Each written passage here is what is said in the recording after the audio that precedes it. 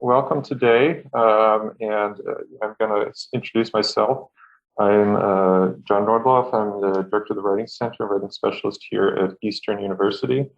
And I'm joined by Chelsea Post, systems librarian here in the library. And we are Warner Library. We are have been running joint workshops on writing and research here in the library this fall. So this is our third session here. We're going to focus on paragraph development.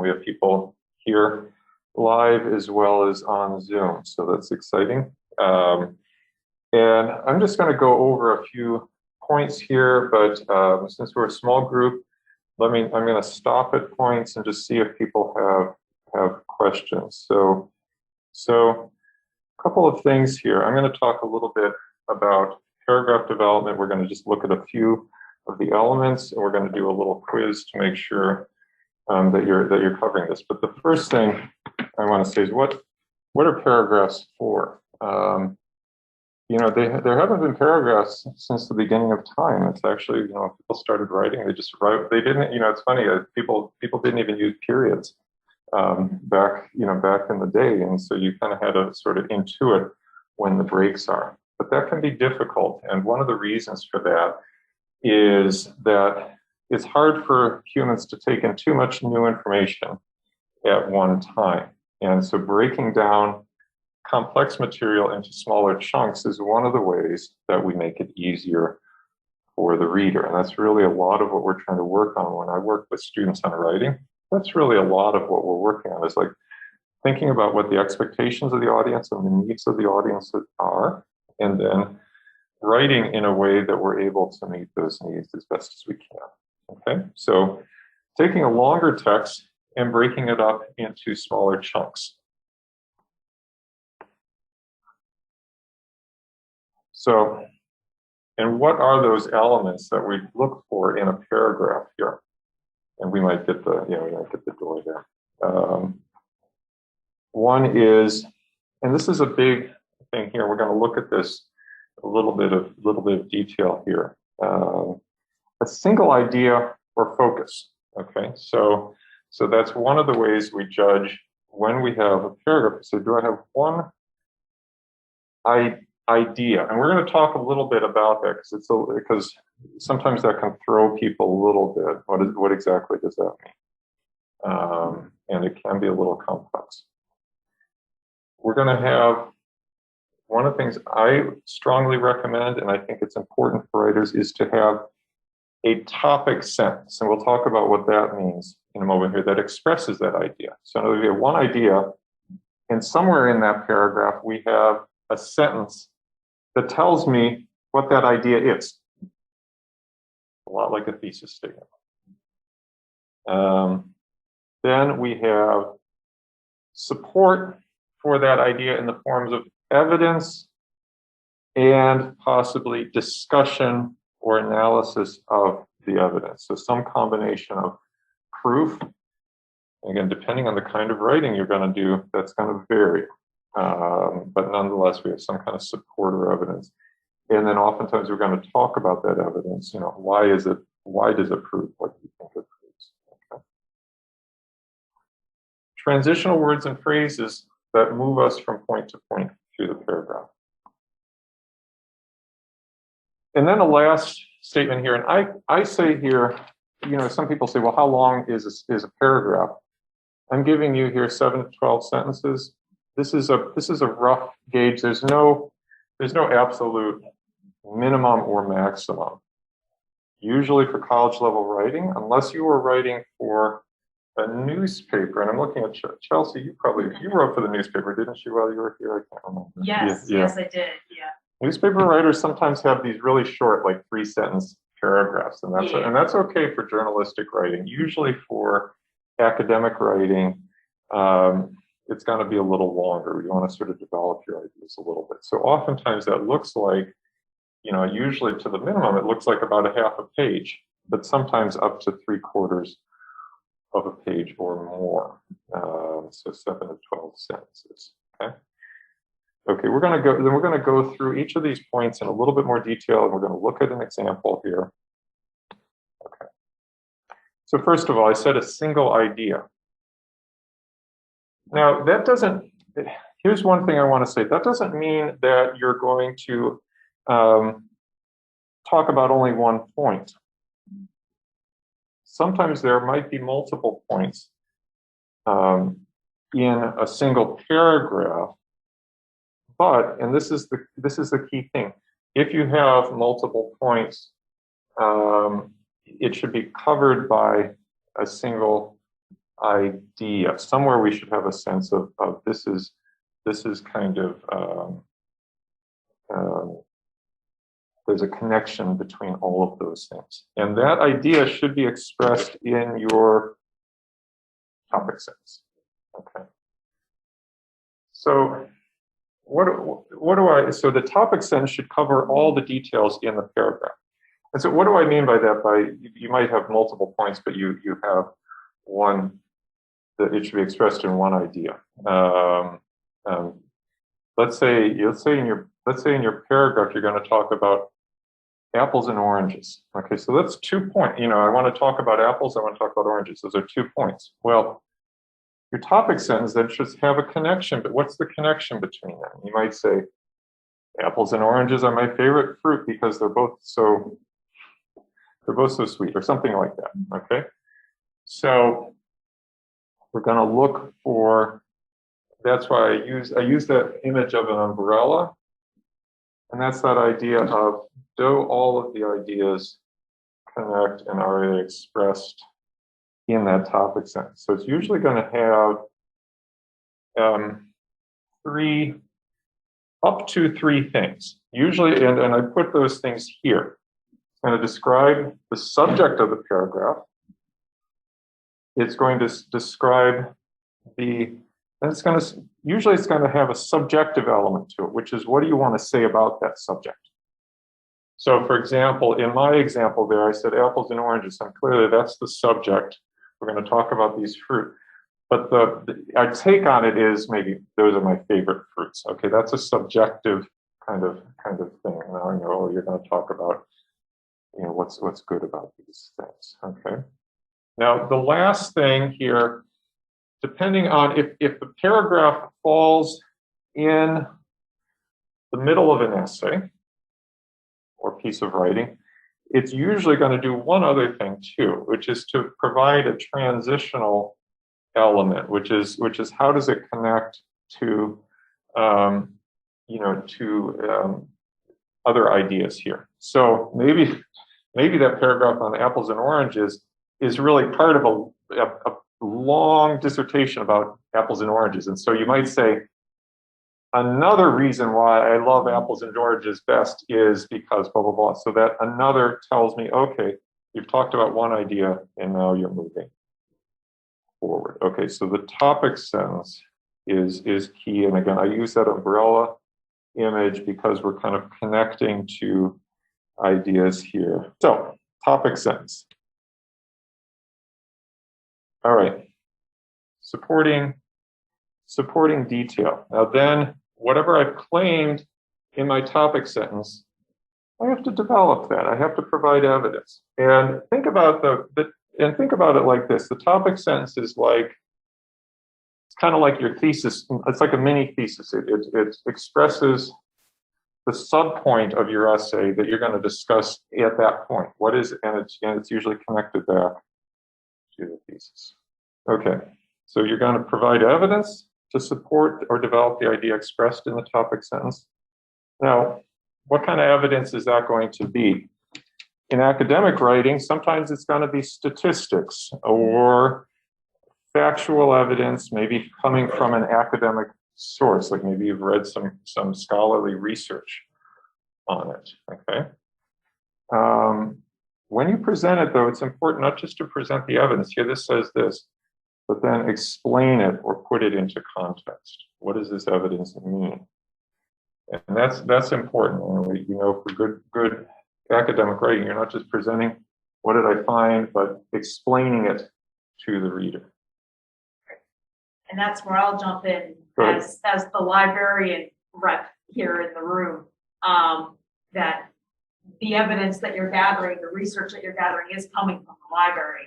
And when you're doing your research, it's not just a matter of finding a very interesting quote and placing it haphazardly within your writing. You want to make sure that as you're finding these articles, as you're finding these resources, that you're reading them, that you're understanding them, and that you know how to actually apply it correctly to your writing. You know, in general, when it comes to using quotations and using the sources in your writing, you want to not just take a block quote and slap it in there. You want to make sure that you're starting it with Smith says in his article, blah. And that's where you put in your quote. That's you're providing context. You're providing clues as to where this writing is coming from.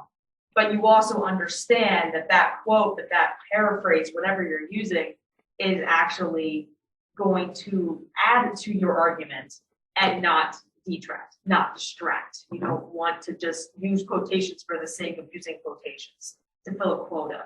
It has to have a purpose. Okay, now, and to follow up what Chelsea was talking about, this is one of the areas that is important when we're using quotation. And depending on the field that you're working in, or just a major that you are in, or department that you're working in, quotation may or may not be as important. Now, my field is English. We quote all the time. That's what I learned to do in school, and to work with the primary evidence that we work with is quotation. And so I always want to emphasize this. And I think this follows with what Chelsea said. We usually want to surround our quotation by explanation. Usually it's an introduction before the quotation that tells me, oh, okay, I'm about to introduce somebody else's voice here, or ideas. And then afterwards, one of the really important things that I like to emphasize is this idea of paraphrase, or explaining the quotation after you do it. And so I give an example here. Imagine we were going to quote the Bible, and we could say, in the gospel, Jesus says to, quote, do unto others as you would have done unto you, unquote. In other words, treat people the way you would like to be treated. Okay, so what have I done there? I have introduced this by clearly saying who is speaking, and more or less where. This is a fairly informal quotation. I haven't included APA or MLA citation format, but nonetheless, I've indicated that these words are coming from somebody else. Jesus says. In documentation form, we usually call that a signal phrase. It signals to the reader that you're either going to quote or that you're going to paraphrase, because sometimes you might do that in another circumstance.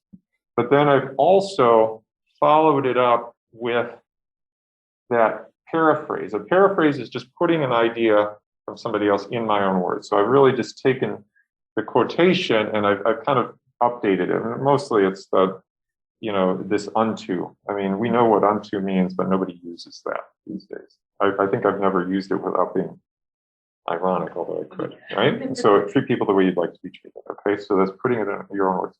Now, typically, then what I would go on to do in a paragraph form, I might go on to then explain my thoughts about this, or connect it to some other thing that I was talking about. Like I could imagine using this as the basis then for maybe examining some contemporary social problem or issue, and maybe applying what we call here informally the golden rule. Okay.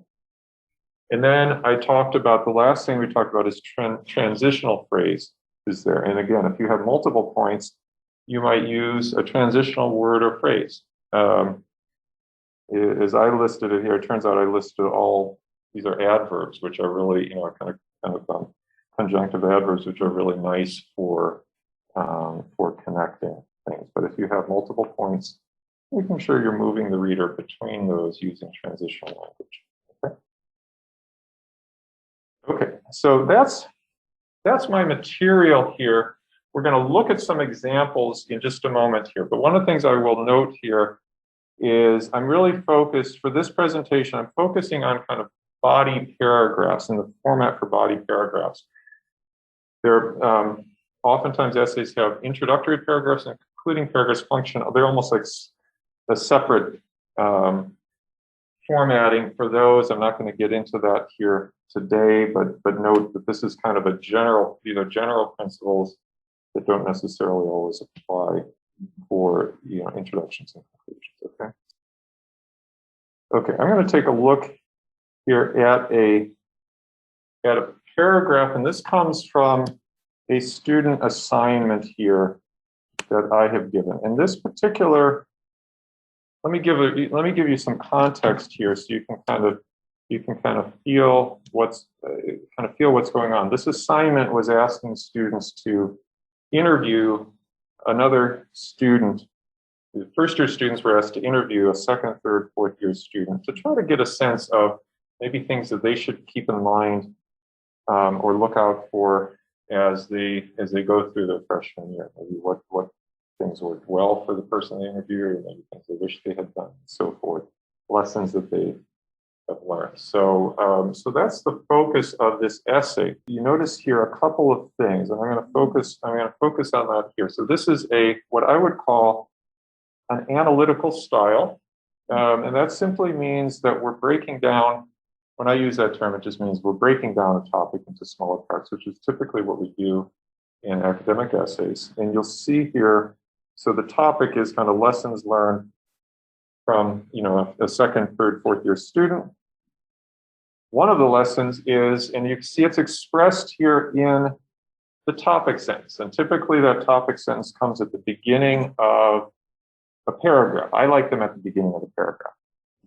Some people put them elsewhere. I think it's really good to put it at the beginning because then it sets up your reader for what's coming next. You see here, I also learned from Jane that there will be adjustments in college. Okay. So that's our topic sentence. And notice right away we see, remember I talked about topic sentences may have transitional language. And in fact, this does. It's really that one word also, right? That tells me that we're kind of moving from whatever the last idea was. We don't know what that last idea was. But then we also have this notion of adjustment. This is something they've learned. So we have a topic, which is things, the general topic might be things we learn in college. Now we have a specific point that she's going to focus on here. Adjustments, okay? This then follows a kind of a typical pattern of analysis for this kind of work, which is to present some evidence and then to comment on the evidence. And so here you see, in the beginning, you see after that introductory paragraph or introductory statement, the topic sentence says Jane stated that her biggest adjustment is, quote, learning to make things happen on my own. Okay, so here we have a piece of evidence, a quotation in this case, introduced. We know this is Jane's idea here, or Jane's thought, or her experience, okay? And then it's followed by a paraphrase or kind of a restatement. She feels that responsibility is a big concept that needs to be learned as soon as possible. So now the writer has now kind of put it in her own words, that idea, okay? And then actually the rest of this paragraph is really kind of discussion. And what do I mean by that? The evidence has been presented. In this case, I don't need to present more and more evidence. And sometimes people find that. I think this is one of the things in college level essay structure. You don't need to keep packing more and more evidence. If you have the right evidence at the beginning, what you do need to do typically is to talk about that evidence. What do you think about it? Connect it to whatever your purpose is in the essay. Now, in this case, this essay was designed to be sort of reflective. So the writer was really trying to gather evidence for the purpose of maybe thinking about how he or she might make decisions for themselves. So the discussion is by nature going to be connected to personal experience. It's not always going to be like that. Sometimes the discussion might be connecting to other things in the reading that you've done, maybe other things that you've discussed in class or in other classes, and kind of putting things into context. But nonetheless, you can see here that really one idea and so forth. Okay, so. And I will say too, this is a good example of what you were mentioning earlier, where you have one idea, but multiple kind of subtopics as a part of that. Because this paragraph is overall about adjustments in college, but they talk about responsibility, time management, so skills to be successful. So it's all related to the idea of adjustments in college, but it is talking about multiple things. So this is a good example of showing how one idea doesn't necessarily mean just one thing that you're talking about. I'll take a look quickly here. This is a paragraph. I found this online here. It's a sample paragraph coming from Walden University. You can see here, again, you see this one opens with a topic sentence. It is through the means of communication that I can share my values, thoughts, feelings, beliefs, etc. Okay, so that is a topic sentence. Now, what I would expect here is that then the writer is going to develop that. And in fact, we see here, we see face-to-face communication allows me to use verbal and nonverbal cues. We see then the development of different forms of communication, and we see some evidence here introduced according to Duncan and Pace. This is clearly using APA format. So we have, and we've used that signal phrase. Does it use any transition? I'm trying to see if there's any transition. So it has evidence. It has some discussion of the evidence. Does it have transitional phrase? It does actually. The last sentence there kind of does have that additionally. So we're kind of moving through.